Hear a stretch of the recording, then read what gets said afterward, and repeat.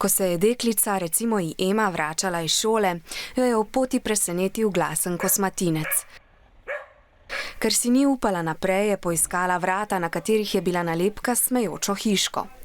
To je bila varna točka, v kateri jo je pričakala prostovoljka Helena. Deklica se je oglasila pri nas, rekla je, da je prestrašena, ker je tam pri drevesu bil privezan pes in da se ga boji, ker je velik. Varne točke so različni javni prostori, kamor se lahko zatečete, ko se znajdete v stiski. V Sloveniji imamo v 26 krajih več kot 450 varnih točk. Nalepke s smejočimi se hiškami, ki označujejo varne točke, boste našli na vratih lekarn, knjižnic, cvetličarn, frizerskih salonov, ena je celo v slovenskem parlamentu. Ema se je bala sosedovega psa, zato jo je prijazna Helena pospremila mimo.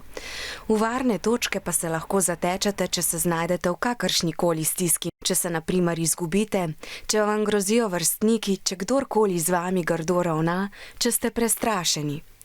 Torej, če ne veste, kako bi se spoprijeli s takšnimi in podobnimi težavami, se lahko zatečete v varno točko, ki jo prepoznate po posebni nalepki.